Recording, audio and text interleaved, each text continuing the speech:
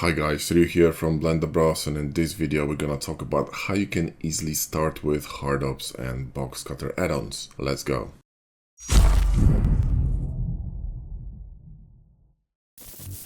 So the first question usually I hear is like, should I get HardOps or should I get Boxcutter? Well, you should get the bundle because technically it's one add-on. It just comes with two files, okay? So think about it as one add-on. Don't think about it as Boxcutter and HardOps. You really want them both because it just makes sense, okay? They work so well together and there's so many intertwined tools. You don't want to separate them. Now, there's a link in the video description, so if you don't have them, just go ahead and buy them. And also, we have a fantastic course that will help you to go a bit deeper into the add-on workflow. It's called Sci-Fi Terminal Design in Blender, and we use HardOps, Boxcutter, and Machine Tools over there. It's free, go ahead and grab it. Like I said, link in the video description. So in this video, we're gonna be talking about the very basics of HardOps and Boxcutter, and we're gonna talk about installation first. So when you download the zip files from Blender Market or Gumroad, wherever you bought them from, you install these add-ons as usually you will install any other add-ons. So go to preferences and install from a zip file. Now I would suggest you install HardOps first and Boxcutter second, and the reason for that is because when you install them in that order, you will have HardOps here and Boxcutter on the bottom. So when you press Alt W to enter the Boxcutter or HardOps mode, because you can press Alt W to switch between them, you're going to fire up Boxcutter first, which is important because that's usually what we're going to be using, right? So when you have a cube with Shift A, let's add some cavity as well. Alt W is HardOps and cavity. And when I'm going to enter Boxcutter mode, I want to start cutting with a Boxcutter, but then when you press Q, you can enter HardOps menu regardless that you're in the Boxcutter mode, okay? So this is really cool and very fast way of working because when HardOps is in the bottom, you need to actually press it twice to get to Boxcutter, okay?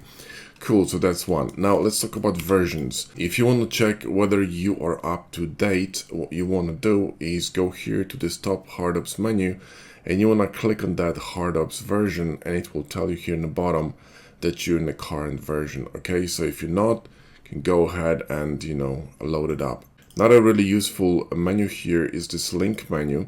Many people don't know about it, and you have very, very useful links here, including, a Discord channel for HardOps, which is really useful, and also you got access to documentation and other resources, including Josh's and my YouTube channel. So, this is a fantastic source of information and help for HardOps and Boxcutter.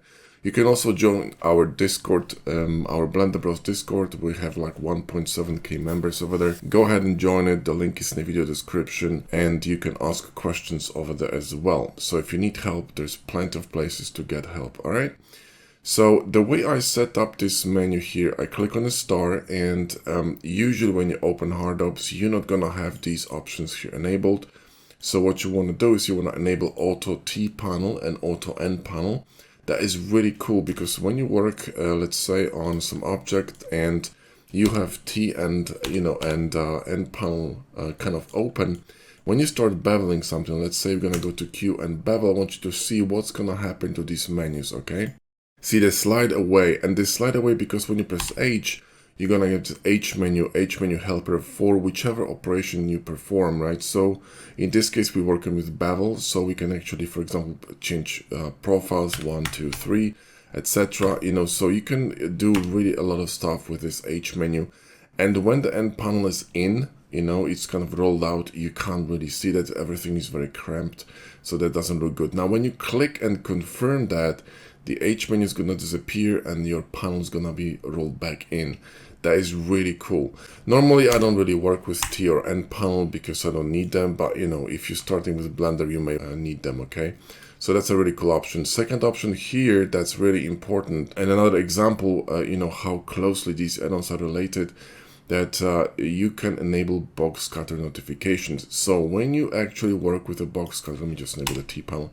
When you work with Boxcutter, right, and you can see on the bottom here, you're going to have these notifications. So for example, when I'm going to go to B to bevel, you actually can see, for example, segment number, etc., right? So this is really, really, important because you can see what's actually happening to your mesh. You can have arrays, etc. So all the information is going to be here in the bottom, right? So you want to have that enabled because it's useful.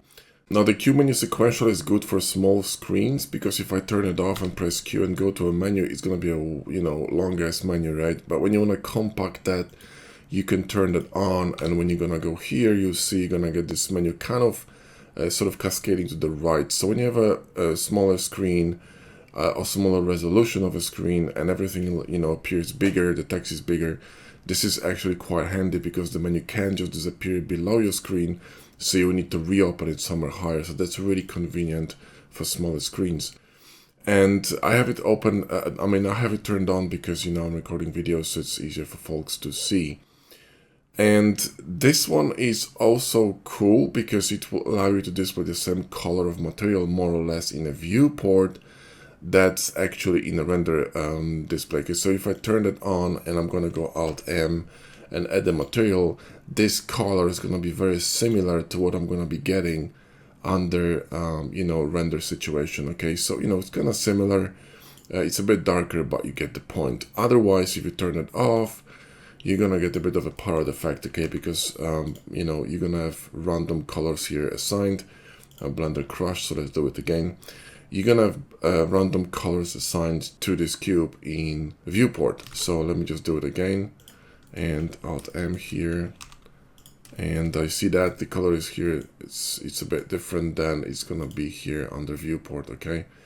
So this is what this menu is for, okay? This is what I usually have enabled here under these options, and that's it, guys, okay? When it comes to Boxcutter, you want to enter Boxcutter mode, so press Alt-W, go here, and the only settings I change is I enable this right mouse button to cancel Angon. That is really cool because, I like working quickly. So if I'm gonna go to top view here, and let's say I wanted to start cutting this cube with Ngon, so I'm going to press D with Boxcutter and go into Ngon cut, and then I'm going to press Shift V and enable this view align in ortho, which means when I'm going to be in orthographic view, my cut's going to be aligned to view, not to a face or angle, okay? So now when I'm going to start drawing an Ngon, right, and I want to redraw it really quickly, all I need to do is press the right mouse button to cancel it. If you have this disabled, you will have a lot of points, because every time you click and you right click now, you will be going backwards through all these points you created. That annoys the shit out of me.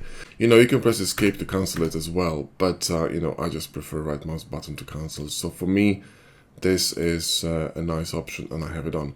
And that's it in terms of settings, guys. You don't need anything else. Now, let's talk about, the most important functions you're gonna be using with HardOPs and Boxcutter, because, these add-ons are quite extensive, and, they're quite deep, and there's a lot of functions, options, and tools, and you may get really easily confused.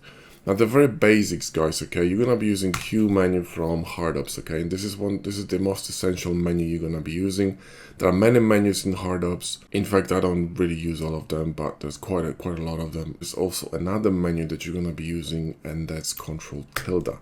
These two menus are like, almost 100% of the menus I'm using from HardOPs, because I don't really need anything else. But here Q, and the first thing you're gonna be doing is bevel. So you click on a bevel, and you bevel your shape. You can open this H menu and, for example, press Z to preview the wireframe. This is really cool when you are creating bevels on surfaces that may overshoot.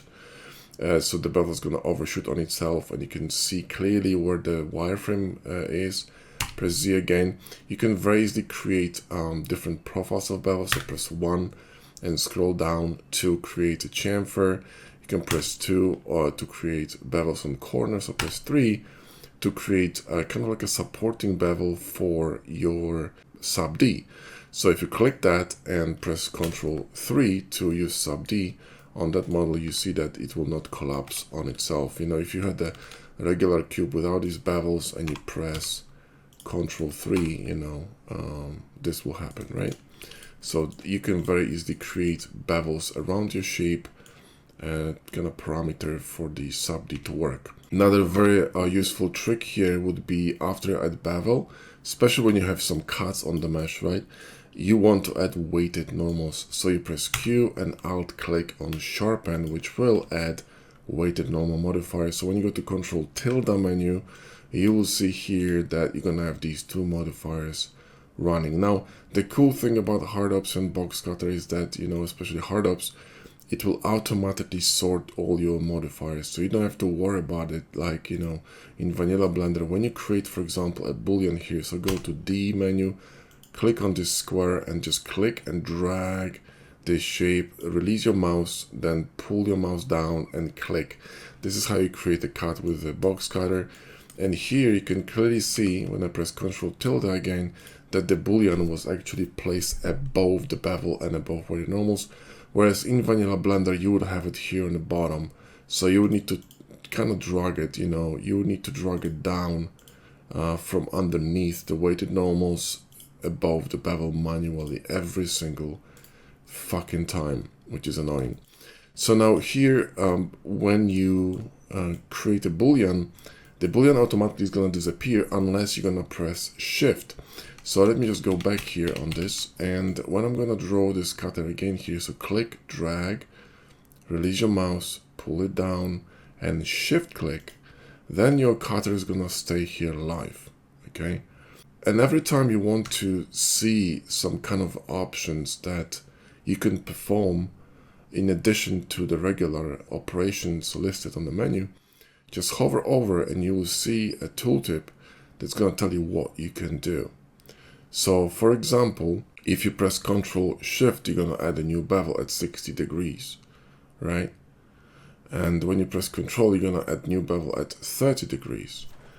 So you could add and stack, for example, multiple bevels on the mesh. There are other ways of doing it, but let's not overcomplicate things in here. So why would you want to bring it to life? Well, you know, you want to bring it to life because maybe you want to, you know, add additional cuts like this, okay? Or for example, like this. Or maybe you want to mirror this cutter across the shape. Maybe it's, you know, maybe it's kind of misaligned here and you want to mirror it. So click on the shape, Alt X, that's a mirror from HardOps, and mirror, right? So you can do a lot of stuff with this cutter. It's really cool. And then Shift 2 to remove it. Now, Boxcutter will automatically create a collection for cutters called cutters. So the moment you start cutting something in Blender, right? Let me just reset that here for you, okay? So Shift A, add a cube, and now watch. If I'm going to add a bevel here very quickly and Alt click on sharpen to create weighted normals, when I'm going to start drawing a cutter, you will see that this shape is going to get cut. So you're going to see that this menu is going to be created. So click and drag and you see that the cutters collection was created. And when I'm going to click here, this cutter is going to disappear. It's going to be added here. So when I press Shift 2, you know, I can kind of recover it by pressing Alt H, okay? So, you know, Shift 2 to hide it or unhide it, right? Another way of finding cutters on your mesh when you have more than one cutter, right, will be through Scroll. So you click on the mesh and then you press Q and you click on Scroll and then you can scroll through the cutters, okay? That's why I'm saying that, you know, Boxcutter and HardOps, they work so well together. You really can't separate these two items. It's just unreasonable to do that. All right, cool. So Shift 2 to hide that. So these would be the basic operations with HardOps. And now Boxcutter has a few tricks here. If you press D menu, you can change between, you know, a circle draw, square draw, or angle draw. You can also enable lasso draw, which are used very rarely. And you also have custom shape here, okay? So when you click on the endgun, you can enable lasso draw here. And you can have custom shape here as well. You can create custom cutters. You can even borrow shapes to create custom cutters, okay? So for instance, if I'm gonna create a cube, right? And move it somewhere here, and I'm gonna start cutting it. So let's just go to square, and I'm gonna start cutting it here, right? Like that. Then what I can do is I can draw a shape here, drag it all the way down, press Y, to extract this cutter, click, and then this is going to become a custom cutter, and automatically you're going to have a custom cutter enabled. So when you start now cutting this shape here, you will be using this extracted cutter from this shape here, right? So there you go, that's how you create custom cutters. But that's a bit more advanced. Let's talk about, basics a little bit more, yeah? So again, bevel, right? And then alt-click weighted normals, and you're done here. And then we're gonna start cutting. So let's say if you wanted to create cut in the middle of this cube, what you can do is you can enable something called dots. I have them enabled by default. So when you're in Boxcutter mode, just enable this here, this magnet. And when you hover over a mesh in perspective view and you hold control, you will see dots. These dots will appear in the middle of edges, okay, and in the center of a certain face. And you can start drawing from these dots your cutters. So if I'm gonna start drawing a cutter here in the middle, let me just switch to a regular square or even to a circle. If I'm gonna start drawing here, I'm gonna be drawing from that center of the shape, right? So I can release now my control, and I can release my mouse and drag it down and then click, okay? And you're gonna get cut in the middle of your shape. And then when you click it again, you'll see dots in different areas because they're affected by the cut inside. So you can create another cut in the middle of that circle, okay? So you can keep going. And this is gonna be, perfectly in the center here, okay? So that's really important. Now, this is a good example when you could actually use this Z shortcut in HardOps to preview what's happening in here. I guarantee you that this is caused by edges running either here or here, possibly in here, connecting this cut here in the middle, because every boolean needs two connections, right? So when I'm gonna go here to bevel and press Z, well, there you go. See what I mean? That's how you can check what the hell is happening with your bevels. And this is a clear example of overshooting. So if I go to Control A and play Visual to Mesh, you will see that this bevel caused this problem because it simply pulled an edge through the bevel like this. So you can very clearly check what's going on with your geometry by, enabling this this option. Cool. So that's the cut in the middle. Now you can create different effects with your cutters while cutting. So let's go to a square here, and you can, start cutting this object. And when you press X, you'll enter slash mode. Okay. When you press X again, you will enter intersection mode. And when you press one more time, you will enter inset mode. When you press T, you're gonna enter solidification. T always stands for solidification in HardOps and Boxcutter. So you can create cuts like this very easily. This is extremely complicated in Vanilla Blender. You need, I think, 2 modifiers and quite a few minutes to spend on this to create it. It's just it's a pain in the ass. So here, when you start drawing, automatically you go back to this cut. You can also enable knife by pressing K. And knife is something that's gonna kind of remain. So you're gonna remain in knife mode until you're gonna turn that thing off, okay? So to turn the knife mode is press D and switch here in this menu from knife. You can hover over and see what it does to cut, and you're gonna have back to cut by default. So you can press X slash intersection and inset, right? So there you go. All right. Another really cool tool in HardOps is a clean mesh tool, which I use a lot for this kind of a situation when you have a lot of edges you don't need. Go to object mode, Q, operations, clean mesh, sorted. Do you know what I mean? So there you go. You can do a few things with cutters, with Boxcutter. So for example, you can draw it and you can create a wedge by pressing W. You can hold control to create perfect wedge, which is going to be 45 degrees wedge, right? You can press W to sort of switch this wedge, and you will see which direction the wedge is going by this edge here being highlighted, right?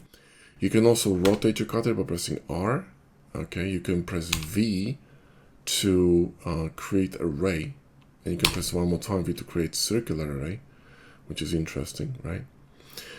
And also you can press T to solidify it like this, right? And you can press Shift T to taper it, okay?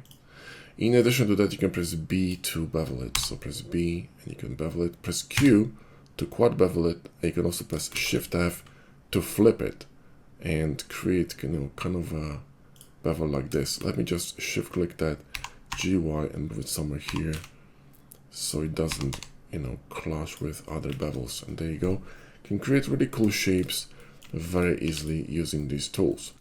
Now, other tools with HardOps that I use a lot is going to be adding material. So Alt M, and you can add material very easy to your model. When you go to this view here, you can see they're going to be sci-fi themed materials, so kind of, you know, like black and gray. They're not going to be colorful, and they're going to be mostly metallic and kind of either matte or, you know, really, really glossy. You can use one of these options here, for example, material scroll. When you press Ctrl and click, you'll be able to scroll through mattes existing in your scene. We have only one, but when you press shift click here, you will be able to actually create random mattes on the fly. You can choose one of these, and you know, when you like it, just simply apply it and you can use it, right? So there you go. So that's a trick with a matte. Then you got these standard operations, like for example, you know, array. So you can go here and click on array, and you just scroll your mouse to adjust this array. You have a lot of options here. You can look into them. This is, you know, the more advanced. You can, for example, press A to add another array, and A to add another array, and you can keep going like this, you know, for eternity. Okay, so you can add a lot of arrays to your scene. Another really cool tool that I use quite a lot is going to be extract tool. So when you grab a face, for example, like this, you can go to Q menu and shift click on curve extract. This is a tool I use quite a lot, and you can create a paneling effect here. Okay, so let's say you have a cut here like this. Okay, so let's select the cube, let's cut it like that, press K for knife, right? And when you actually go to this edit mode here, you can grab these faces, press Q, shift curve extract, and you got this paneling effect on top of your model, which is really cool. Now the awesome tool is gonna be curve extract. So when you wanna create some, you know, like cables or pipes, let's say we got this edge here, and we select this edge here, and we're gonna extract that. Gonna go here to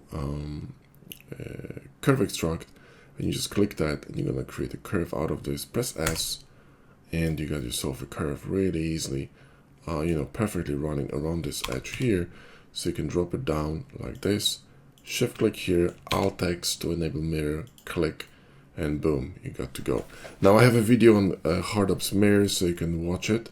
I released it quite recently, so I'm not gonna be explaining mirror here because I already done it in a previous video, but you know, you can create some really cool stuff with it, okay?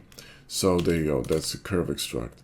Another tool I use a lot is going to be Alt EM macro. So let's say we're gonna have these two faces. I'm going to insert them, Q and Alt click on EM macro, which will allow you to inset or outset a specific geometry, which is pretty bloody cool, right? So you can create, you know, shapes like this with ease in, you know, in seconds, right? So the bevel, and there you go. By the way, when you enable bevel or sharpen your mesh or do whatever with HardOps or Boxcutter on your mesh, you will automatically shade it smooth and add auto smooth here under this menu, okay? So it's automatic. You don't need to do it through vanilla tools, right? Another really cool tip that I can give you is that when you have something scaled and your scale isn't uniform, so when I press N, go to item, you'll see that the scale isn't uniform. So when I'm gonna try to, for example, you know, run a bevel here on this edge, right, you will see that it's gonna be, you know, kind of wonky, right, not uniform. So when you do anything with HardOps or Boxcutter, so for example, if I'm gonna add a bevel to it, look what happens to the scale. It's gonna get automatically applied. So boom, right? So you can do that really easily. The same goes to cutting with Boxcutter. So when I'm gonna start cutting, the moment I start running a cut, the scale is gonna get applied. So really convenient because you don't have to go Control A and apply scale every single bloody time you want to do something. You can also very easily do that by if let's say you don't want to have a bevel on this mesh, but you want to apply scale, you can go to Q menu and just run the bevel and cancel. We can do it really quickly, and this will also apply scale, right? So bevel and cancel, you see what I mean? You can do it very quickly, and that's really convenient, okay?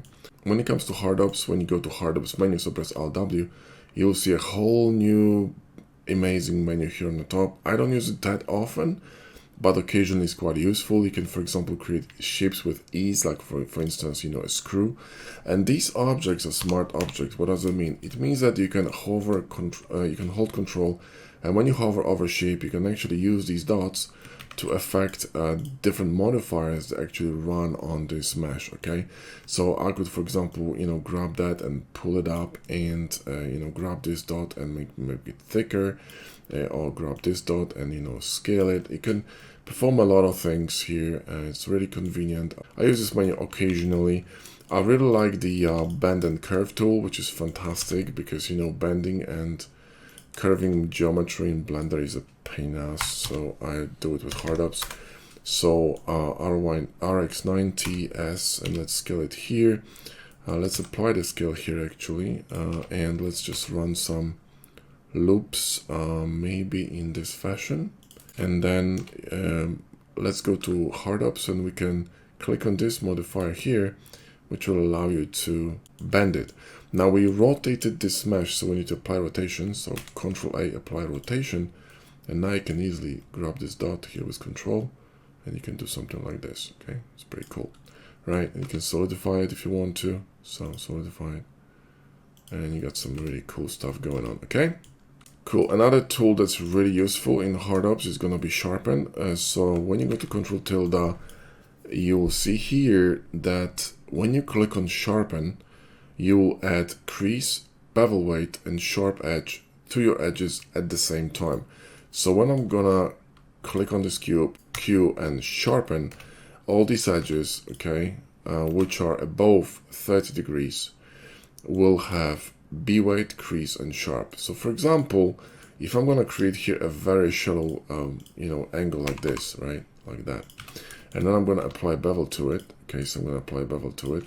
You will clearly see that this edge will not be caught, right? But when I switch it to B weight, it will, because my edges were marked as B weight, okay? B weight was applied to every single sharp edge. Now, when you're doing, you know, when you're performing this kind of operations, you probably want to remove sharpen from these edges, because you can see it creates weird artifacts here. So when you select everything and right click and go to edge mode, right click and clear sharp, it's gonna look a little bit softer. Now you can use this menu to your advantage. For example, you can switch all of these and enable on the seam. Okay, so now let's say this cube was subdivided, right? So I'm going to right click and subdivide it, press Shift R to repeat that operation, draw a cut in here like this, and apply it with Control Sharpen. Control Sharpen, by the way, will apply all the booleans. So just be careful, because when you do that, you will not be applying other modifiers, and if the booleans are in weird positions, sometimes you may actually mess up your geometry. But normally I use it quite a lot to just quickly apply booleans to my mesh. You can see the boolean was applied. Now I applied seams to all these sharp edges, meaning when I'm going to hover over this mesh here and press L, it will select only this face here. So this is a really good way of sort of separating you know, your mesh with seams. Okay, another useful tool in HardOps is going to be a smart apply. So let's say you have a bevel here, and you have a boolean, and you have weighted normals, and you have array, and you have array. So let's go to modifiers and click on array. Okay, let's just press X to array it this way. And if you go to modifiers now, you will see that you have quite a few modifiers, right? Let's say I wanted to apply only boolean and array. The easiest way to do that would be to go to a Q, operations, and smart apply. This will apply all the modifiers except for the last bevel and weighted normals, which is really cool and very quick way of applying select modifiers without, you know, having to go here and doing manually. So either use Control Sharpen or use Smart Apply. These two options I use all the time. I like working semi-destructively. When I know that my shape is, you know, kind of ready to go, I just apply my modifiers and keep working. I don't really like running with 50 million modifiers on my mesh. It slows down Blender, doesn't matter what kind of hardware you're using. Blender has limitations, so when you have, like, you know, more than, I don't know, 10 booleans or 15 booleans, and a bevel, Blender's gonna, you know, throw in some tantrum and slow down, so it annoys me. I like working quickly. Okay, so there you go. Now, other tools here that you may be interested in is Asset Loader. That's really cool. That's a menu that works together with, for example, HardOps. So when I alt-click that, I'm going to enter HardOps menu here, which is a traditional end panel menu. When you click normally, you'll get this new HardOps menu. I prefer the old one, so I alt-click on that, and I get this old style, menu here, which I prefer. This is a really quick way of working with HardOps for me, and I really like using this menu. It's one of my favorite menus. I use it a lot. Settings menu has also some interesting stuff. For example, I can give you some more advanced tip here. And then when you create a bevel, let's say, and you create a cutter here, let's say you wanted to shift click that cutter to shift it to live. Let's just create wider normal to fix the shading. Let's say you wanted to change this cutter to solid shape. There's a really quick way of duplicating this cutter and changing it to solid shape by going to Q menu and shift clicking on shade solid. This will duplicate this mesh, this cutter, sorry. It will remove it from the cutter menu, move it to this main collection, right? So if I press Shift 2, it will not disappear. You see what I mean? And it will shade it solid, which is very cool. So you can keep working on this. So let's say you have, this is really useful when you have like cylindrical cuts in your mesh. Let me show you. Let's say I have this mesh here and I get, something like that. And I'm gonna cut it through here using dots. So click and it's gonna go through. And then I'm going to go to Ever Scroll, and then I'm going to click and go to Shift, click on Shade Solid. You see, I can create this shape in the middle here, which is pretty cool, right? So I can now go here and start playing with this, inside of this shape here. I could grab this modifier, Alt-N to flip this face, Control-B to create a chamfer, and I get this kind of a shape going on here in the middle. So it's really interesting what you can do with this tool. It's very handy for creating kind of pistons or whatever. Another important menu that I mentioned briefly, but I'm gonna repeat that here. When you press D, you're gonna enter this main cutter menu, right? But you also have this Shift V menu.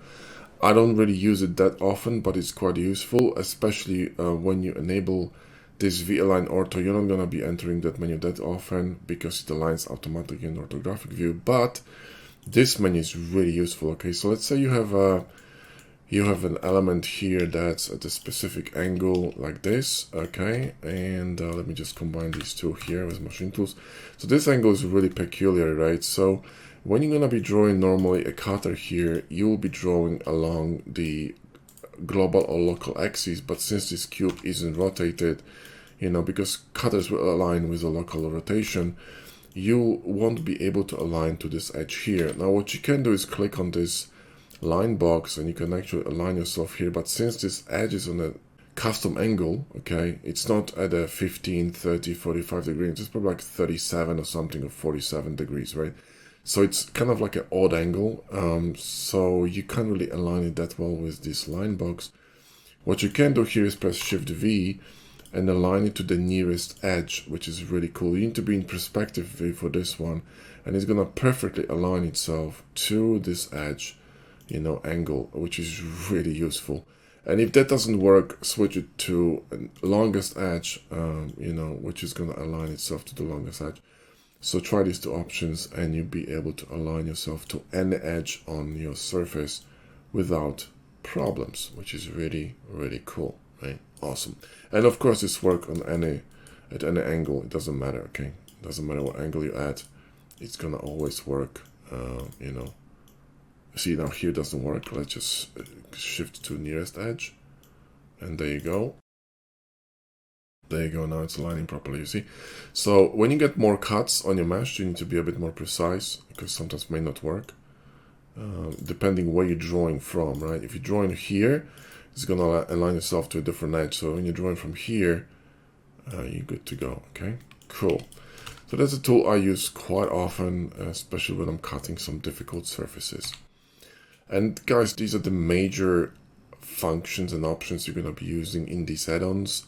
Probably 90% of the time. Of course, there are more advanced options and functions, but If you really want to learn HardOPs and Boxcutter in depth, we have a fantastic course for it.